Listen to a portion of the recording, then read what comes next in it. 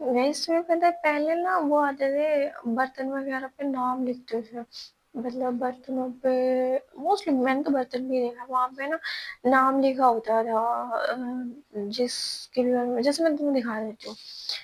तो what's happening. हाय। Hello. चक्कू वाले में होगा शायद। मैं मम्मा, मैं एक चीज पूछने के लिए आई थी। देखो आपके पास, हाँ ये है।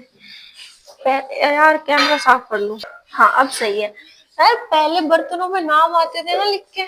हाँ, नाम लिखवाते थे पहले, है ना। और हमारे पास है ना ऐसे बर्तन जिसपे नाम लिखे हुए हैं। हाँ होंगे, दो चार होंगे, बाकी पुराने तो दे दिए थे सारे। बाकी एक आधा तो कोई है जिन पे तुम्हारे भी नाम है, हमारे भी नाम है। मेरा भी नाम है? हाँ। मेरा कहाँ पे है? हमारा है। कौन से उसमें बरड़ी पे था तुम्हारा? बरड़ी पे, अच्छा वो नानी ने लिखवाया था। बड़े वाली बरड़ी है। हाँ हाँ। तुम्हारा नाम क्या नाम है उसपे? नेहा। नेहा। नेहा तो बात नहीं।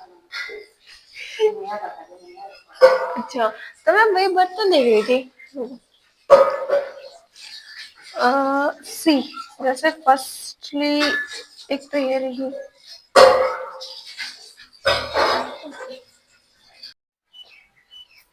सो गाइस रुको, इसको मैं बंद कर देती हूँ ऐसे। आजा। तो मुझे इस नाम से वो स्टोरी याद आ गई, मैं तो बता रही हूँ। पहले देखो मैं यहाँ बैठ जाती हूँ। मैं अगर ऐसे कोई भी स्टोरी बता रही हूँ ना, तो मुझे अच्छा लगता है कि इस एरिया के आसपास होके बताना, क्योंकि यहाँ जो मेरे जो ग्रैंड पेरेंट्स हैं जिनके साथ मैं ज़्यादा टाइम नहीं स्पेंड कर पाई थी, उनका आशीर्वाद यहाँ पे बसा हुआ है, तो मुझे बहुत अच्छा लगता है। Okay, so I just put this here and now.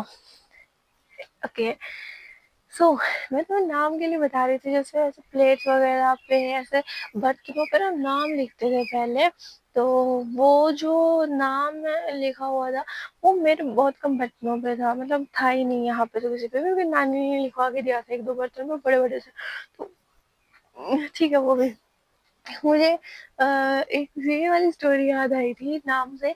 जब मैं छोटी थी ना तब मेरा नाम मोनिका था, फिर उसके बाद में मेरा नाम मैं भी सिक्स फिफ्थ तक ये था।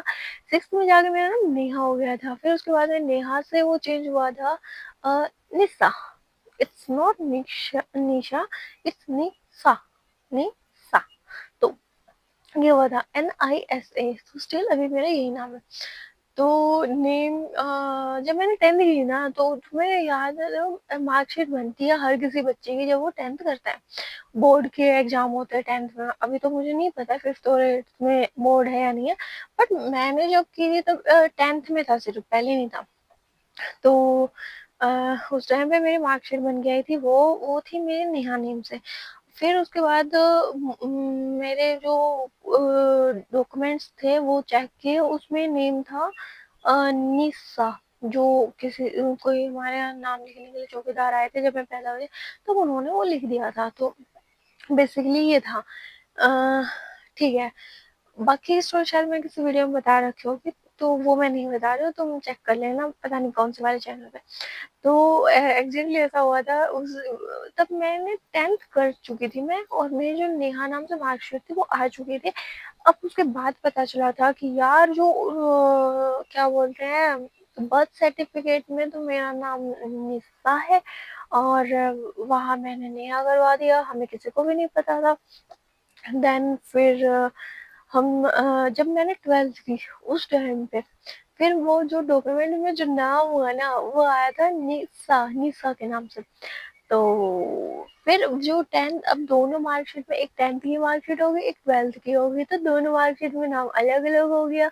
तो फिर ये हो गया कि हम अभी आगे तो सेम यही नेम चलेगा आगे की पूरी लाइफ में। तो फिर हम 10th वाली को चेंज करवा देते हैं आईडी कार्ड में भी, और जो आधार है वहाँ पे भी, उन सभी डॉक्यूमेंट में चेंज करवा देंगे। कुछ बने नहीं थे, कुछ जो भी। तो फिर मेरी जो 10th की मार्कशीट है उसमें जो नेम की करेक्शन थी वो करवाने के लिए जो बोर्ड है यहाँ पे भिवानी में, वहाँ पे पापा और पापा के एक फ्रेंड गाँव से हैं, वो गए थे और उन्होंने नेम करेक्शन करवाई थी और उन्होंने फिर वहाँ से वो एक केस फाइल हुई थी, फिर वो वहाँ से वो फाइल पास हुई, फिर पास होने के बाद फिर वो फाइनल जो मेरी जो डॉक्यूमेंट बन के आई थी उसमें फिर मेरा नाम नहीं शो हुआ था। बट सस्पेंस ये है कि जब ये मतलब पापा और पापा के जो फ्रेंड है वो कोर्ट के चक्कर लगा रहे थे, घर से कोर्ट, कोर्ट से वहाँ, देन उस टाइम पे बीच में डाक वाला आया था हमारे गांव में। अब गांव हमारा जहाँ पे है वहां पे वो डाक वाला आया था, उसने हमारे पास किसी के पास फोन नहीं किया। उसने जो चिट्ठी है मतलब जो करेक्शन में जो फाइल आई थी, मेरी जो सर्टिफिकेट बन के आया था, आई थिंक मार्कशीट जो बन के आई थी मेरी सेकंड, वो करेक्शन की वो उसने दे दी सरपंच के यहाँ पे किसी को। सरपंच ने वो दी थी मेरी दादी के बड़े लड़के, बड़े वाला जो बेटा है उसके किसी परिवार के मेंबर ने वो उठा ली वहां से। अब ने उसके लड़के उस लड़के के लड़के ने उठा ली, तो मेरी मार्कशीट हमारे पास कोई कॉल नहीं आया, वो उठा लाया और सरपंच जहाँ पे भी आई थी उन्होंने उसको दे दी। अब वो मार्कशीट यहाँ से पापा और पापा का फ्रेंड डेली भिवानी में जाते आते, वहां पे रिसर्च कर रहे हैं मार्कशीट कहाँ गई, हम तक नहीं पहुंची है, पहुंचती तो डाक वाला बोलता, डाक भी नहीं आई, वहां से भी कॉल नहीं आया, हम वहां पे देख रहे हैं वहां से बोल रहे हैं निकल चुकी है, यहाँ पे पहुंची नहीं है। गाइज 6 महीने तक, आई थिंक उस टाइम तक मेरी 12th हो चुकी थी या तो या होने वाली थी, ऐसा कुछ था। मतलब वो टाइम था कि मुझे नेक्स्ट स्टेप लेना था एडमिशन वगैरह के लिए। अब अगर मार्कशीट नहीं होगी तो एडमिशन वगैरह भी नहीं था और हमें इतनी ज़्यादा नॉलेज नहीं थी उस टाइम में। सो 6 महीने हो गए गाइस, 6 महीने कम नहीं होते। और वो मार्कशीट दादी के बड़े लड़के के परिवार में घर में आई और वो मार्कशीट उन्होंने फाड़ी, खोल लिया, चीज हमारी मेरी, पैकेट पार्सल मेरा, खोल लिया और खोल के और वहां मुझे नहीं पता क्या किया उसके साथ क्या नहीं किया। उसके जब वो मार्कशीट मुझे मिली, मुझे सप्लाई हुई, तब उसके ऊपर एक वर्ड लिखा हुआ था डुप्लीकेट। सो काफी इशू भी हुए मुझे उसकी वजह से। वो मार्कशीट 6 महीने तक मुझे नहीं मिली, किसी को भी नहीं मिली। यहाँ पापा परेशान, पापा के फ्रेंड परेशान, हम घर वाले परेशान। फिर 6 महीने बाद जाके वो मार्कशीट वहाँ पे खेतों में काम करते हैं उसके हाथ पहुंचाई कि ये तो हमारे पास थी, ये लोग दे दी, और वो भी फाड़ी हुई। भाई हम लिटरली ऐसे परेशान हो रहे कि हमारी मार्कशीट गई तो गई कहाँ। वो मार्क्स 6 महीने तक छुपा के रखी हुई थी। तो मुझे जो ये नेम प्लेट वाला जो किस्सा था ना, अभी देखो मम्मा कपड़े उठा के लेके गए हैं वो वहाँ पे। सो जो ये नेम वाला जो स्टोरी थी ना वो मुझे उससे याद आ गई थी कि ऐसे ऐसे मेरी मार्कशीट बन के आई थी और वो छिपा ली थी और दी भी नहीं थी, क्योंकि मुझे आगे एडमिशन लेना था और अगर मार्कशीट नहीं होती तो एडमिशन नहीं मिलता। 6 महीने बाद जाके मुझे वो मार्कशीट मिली थी, वो हमारे घर में भेजी गई थी। हम पूछ रहे, गांव में जाके पता किया हमने मार्कशीट आई थी, तब सरपंच के यहाँ से पता हुआ कि हाँ आई थी और मैंने उसके बड़े जो बड़ा लड़का है उसके लड़के को दी थी।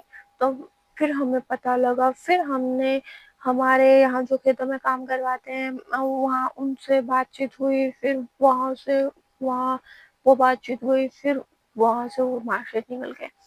मतलब यार क्या प्रॉब्लम है मुझसे, मुझे समझ नहीं आ रहा।